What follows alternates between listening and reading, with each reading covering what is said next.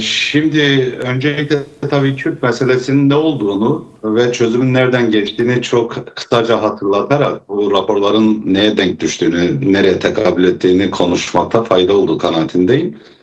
Yani hepimiz biliyoruz Kürt meselesi tarihsel bir inkara dayanan bir halkın dili, kimliği, kültürüyle ilgili inkar, red ve asimilasyon politikalarının ürettiği bir mesele. Dolayısıyla bu yönüyle tarihsel bir yüzleşmeyi ve güncelde de inkar politikalarından vazgeçmeyi gerektiren bir yeniden ele alınmalı. Kürt meselesinin eşitlik boyutu var, demokratik yurttaşlık boyutu var. Kürtlerin yönetsel süreçlere katılması, yerel demokrasi, yerinden yönetim anlayışlarıyla yeni bir idari sistemin geliştirilmesiyle ilgili boyutu var. Ve çözüm olarak da başından beri yani 100 yıldır ortaya konan kolektif itirazların tamamında bu talepler karşılanmadığı için bu meselenin bugünlere geldiğini görüyoruz. Son 50 yıllık çatışma, savaş, gerilim sürecinin özetini de yine bu çerçeve üzerinden koyabiliriz. Dolayısıyla Kürt meselesinin çözülmesi için eşit ve onurlu bir yurttaşlık tanımından başlayarak ana dil önündeki engellerin kaldırılması, ana dilin kamusal alanda kullanılması ve Kürtlerin yönetsel süreçlere katılımıyla ilgili o katı devlet tutumunun değiştirilmesini hep savuna geldik. Bu yönüyle baktığımızda mevcut raporlar Kürt meselesinin tarihi olarak içerdiği unsurları tanımlamaktan son derece uzak raporlardır. Keza güncelde de işte bir demokratik toplum ve barış süreci içerisinde bulunuyoruz. Bu sürecin ruhu da şiddet yerine siyaset, çatışma yerine işte demokrasi, demokratik gelişim veya demokratik dönüşüm ve baskı veya zor politikaları yerine de diyalog ve müzakereyi esas alan bir noktadan tanımlanmıştır. Bu açılardan baktığımızda mevcut raporların son derece geri, bilindik anlamda ezberleri aşamayan, tarihsel derinlikten yoksun, tarihsel yüzleşmeyi esas almayan, biraz rapor adı altında aslında statükoyu korumaya veyahut da sürdürmeye çalışan bir noktadan ele alındığını görüyoruz. İktidar partilerinden AKP ve MHP'nin raporları birbirine benziyor. Yani orada muğlak geçiş yasası ile ilgili açık bırakılmış bir parantez dışında Kürt sorunun isminin olmadığını görüyoruz. Güvenlikçi yaklaşımın devam ettiğini, mevcut sorunun hala işte tırnak içerisinde beka meselesi ve Kürtlerin tehdit parantezi üzerinden ele alındığını görüyoruz ki aslında söylem düzeyinde de hem Erdoğan'ın hem de Bahçeli'nin bugüne kadar ifade etmiş olduğu hususların son derece gerisinde kalan bir durum görüyoruz. Bu tarihsel yetersizliklerle beraber güncelde de yani Kürt tarafı açısından demokratik siyasetin alanını genişleten, işte PKK'ye mensup gerillanın veya sürgün kadrolarının veya cezaevindeki kadroların doğrudan siyasal hayata katılımının önünü açan düzenlemelerle ilgili yani beklentilerden son derece uzak Sayın İdris Barık bir yaklaşımda ele alındığını görüyoruz. O nedenle son derece yetersiz raporlardır. Keza ana muhalefet partisi olarak CHP'nin hazırlamış olduğu raporda da yani Kürt meselesinin adı bile yoktur Cahit Bey. Kürt meselesinin tanımına dair bugüne kadarki o resmi ideolojinin, o statikocu anlayışın ortaya koyduğu yaklaşımın dışında herhangi bir şey olmadığını görüyoruz. Hani Merkez Bankası'nın bağımsızlığından tutan da kamu ihale yasasına kadar, işte TÜİK'in yapısından vergi toplama sistemine kadar böyle meseleyle alakası olmayan hususların araya serpiştirilmiş olması da ana muhalefet partisinin de bu konuda ne kadar samimiyet ve ciddiyetten uzak bir yaklaşım içerisinde olduğunu gösteriyor. Ki son günlerde hani transfer ettikleri bir eski ırkçı, faşist bir milletvekilinin hem Kürt siyasi hareketine DEM Parti şahsında meclisteki milletvekillerine hem de Kürt halkına yönelik söylemleri ortadayken zaten bu ortaya koymuş oldukları raporun inandırıcılığı başlı başına bir güven sorunu yaratıyordu. Bu yönüyle yani şunu demeye çalışıyorum. Hani son derece yetersiz, çözümden uzak, Kürt meselesinin çoklu boyut yapısını ıskalayan, tek taraflı, dar, her zamanki gibi beka ve devlet merkezi hazırlanan raporlardan bahsediyoruz. Evet. Peki bu süreç karşısında ciddi bir risk oluşturuyor mu? Ve şu anda sürecin sizce karşı karşıya kaldığı riskler nedir? Çünkü sanki Türk tarafı ve Ankara bu meseleyi zamana yayma eğiliminde. Yani ilk aşama bitti. İlk aşamada Kürt tarafı çok büyük tarihsel adımlar attı. Hani tekrarlamada gerek yok. Çünkü herkes bunu biliyor. Yani 27 Şubat çağrısıyla birlikte işte ateşkestir, PKK'nın kendi kongresini yapmasıdır, silahlı mücadelenin sonlandırılması, silahların yakılması, bütün güçlerin Türkiye'den çekilmesi gibi tarihi adımlar attı. Sanki ama ikinci aşamada Ankara sanki topu çevirmeye, sanki kendi ayağında tutmaya çalışıyor. Bu ciddi bir risk oluşturuyor mu sizce? Evet, bu süreci oldukça kırılgan ve riskli bir eşiğe getiriyor. Sizin bahsetmiş olduğunuz adımlara denk düşen samimi ve ciddi yaklaşımlar olmuş olsaydı, ona denk düşen adımlar atılmış olsaydı, büyük ihtimalle biz 2026 yılını en azından kalıcı barışın belli noktalarda somutlaştığı bir yıl olarak geride bırakabilirdik. Ama maalesef hala işte sürecin son derece kırılgan ve riskli bir ortamda olduğundan bahsediyoruz. Bunda bugüne kadar işte meclis heyetinin ortaya koymuş olduğu o başarısız pratiğin de son derece büyük etkisi var. Aynı zamanda son kertede siyasi partiler tarafından hazırlanmış olan bu raporların da kendi tribünlerine oynayan o bildiğimiz sık siyasi söylemin, retoriğin ötesine geçmemesinin de etkisi çok büyük. Aynı zamanda demin sizin de tartıştığınız Rojava ile ilgili yaklaşım da tabii süreci son derece kırılgan ve riskli bir yere getiriyor. Yani şu kodun değişmesi gerekiyor. Hani Kürtlere ait her kazanımın bir tehdit veya bir güvenlik meselesi olarak ele alınması bu sürecin ruhuna tümüyle ters duruyor.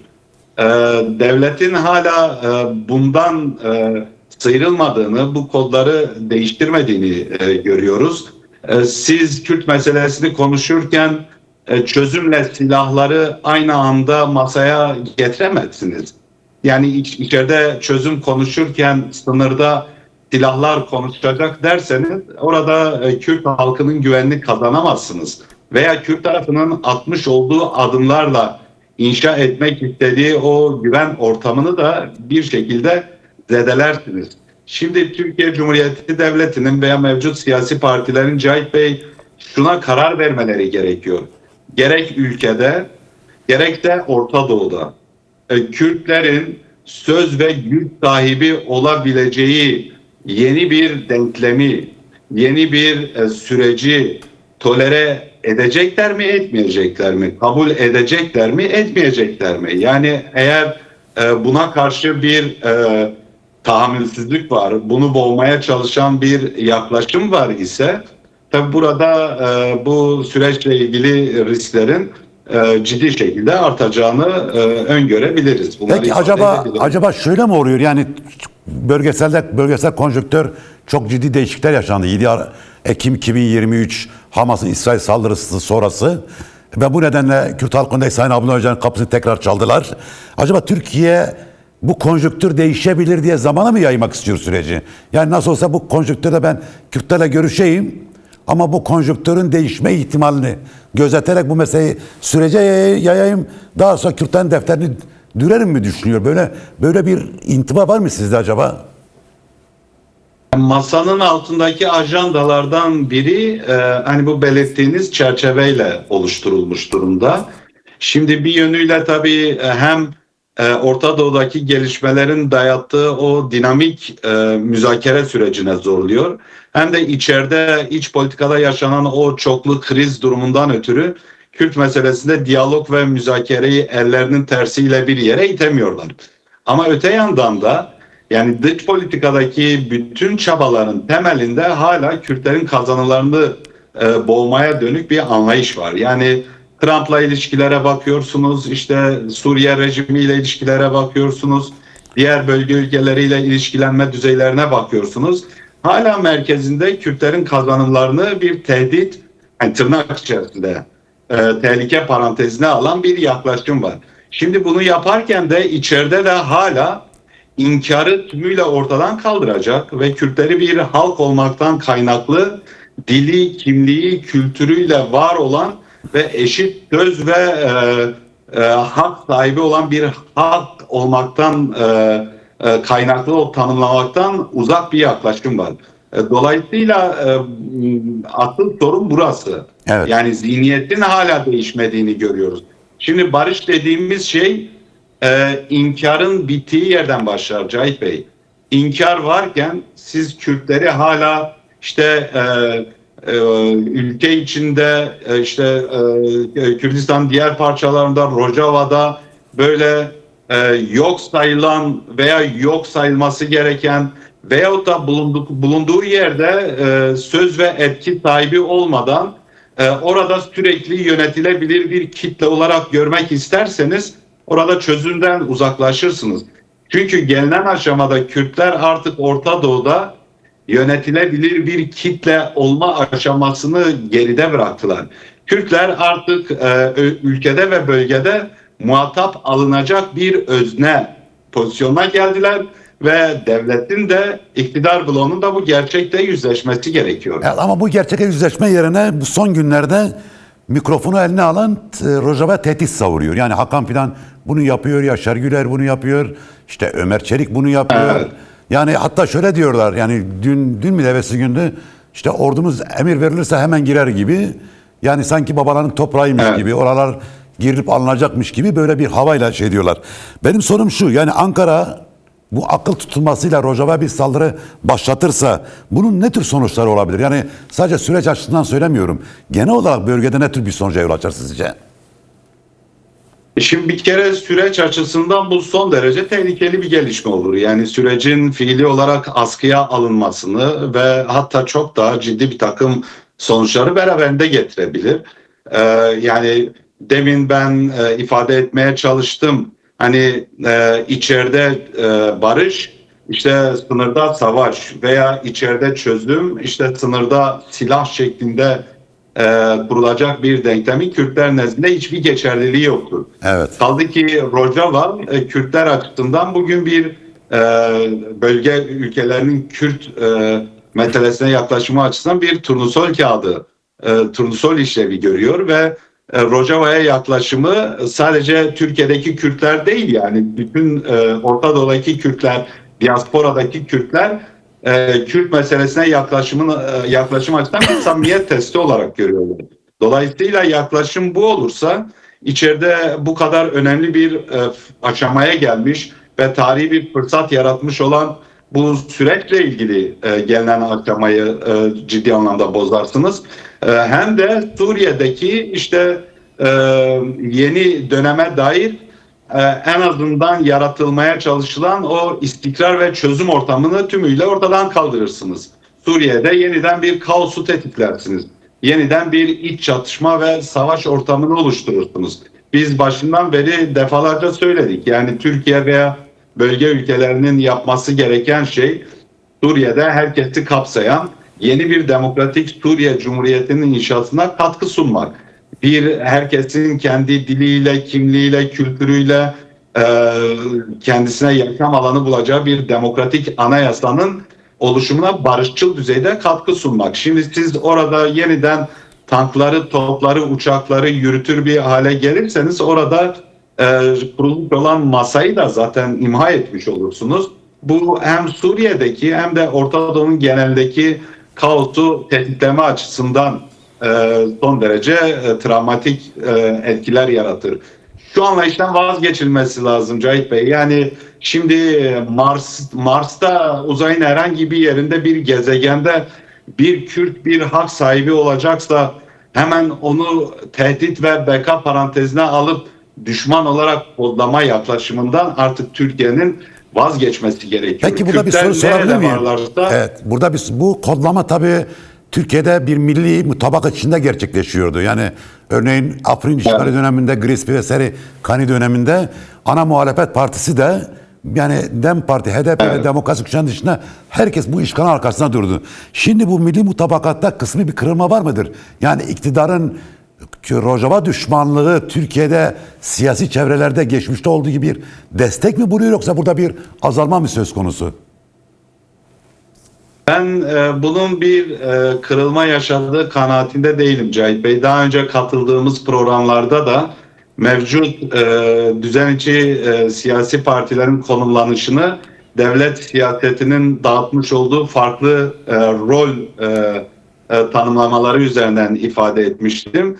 E, Hala bu noktadayım ve ben meclise sunulan raporlarda işte Kürt meselesinin çözümüne dair o raporlarda da bunun ortaya çıktığını düşünüyorum. Keza Rojava politikasında aynı şekilde yani bugün sadece iktidar bloğu Rojava'daki Kürtlerin kazanımlarını tehdit parantezine almıyor.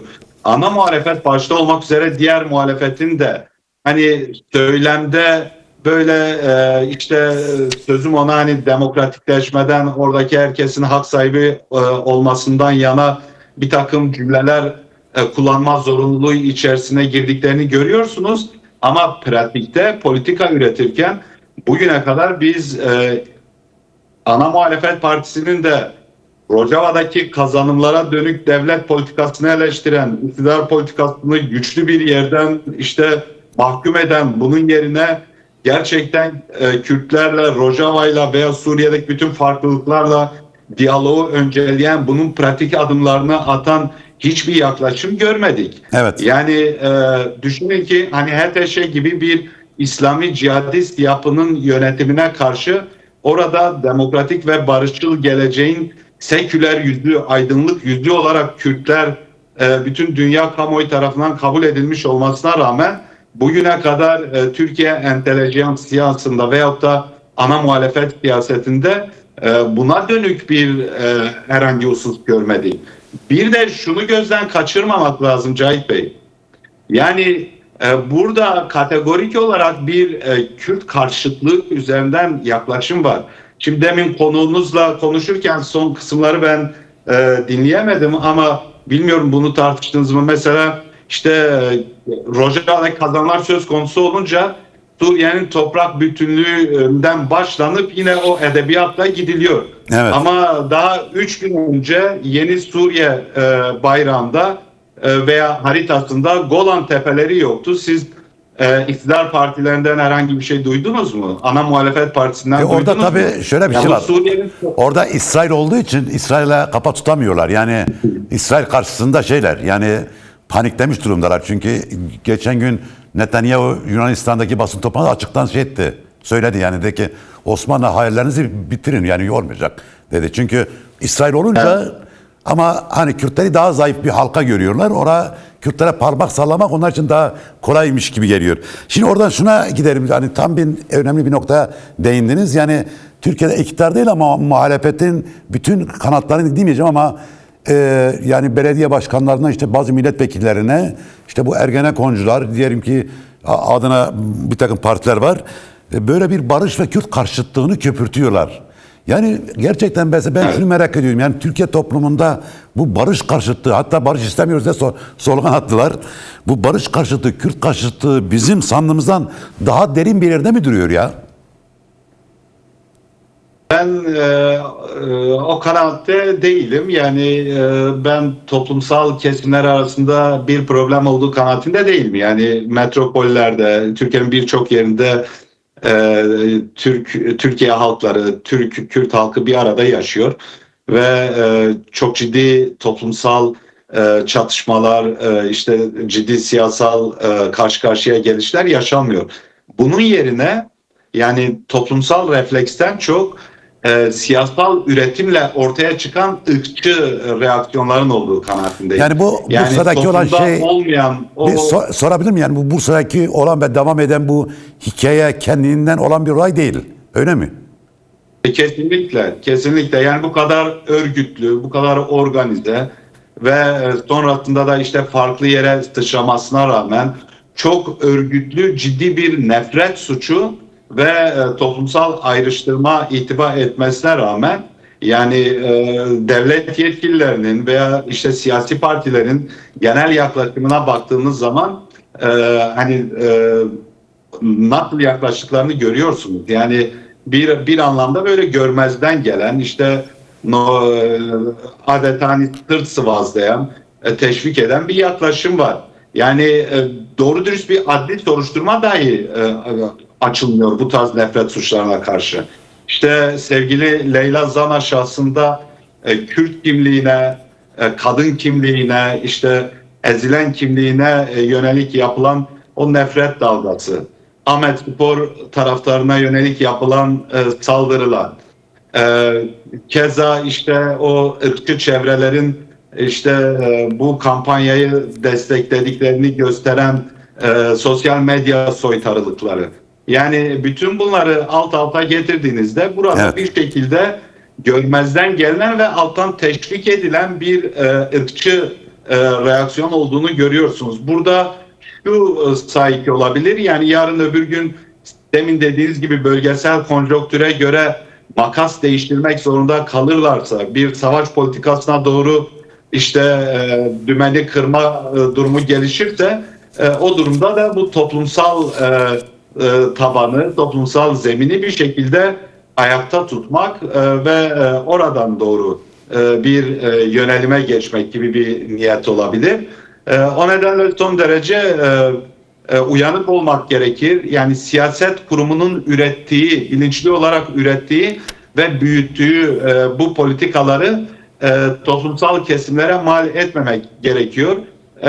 Ama şu olabilirdi, yani diyelim ki meclis heyeti kendi misyonuna denk düşecek bir siyasal pratik ortaya koysaydı ve barışın toplumsallaşmasıyla ilgili görevde de bu tarz bozucu alanların tamamına müdahil eden bir yerden çalışma yürütüyor olsaydı zaten bu böyle sorunlar yaşanmıyor olacaktı.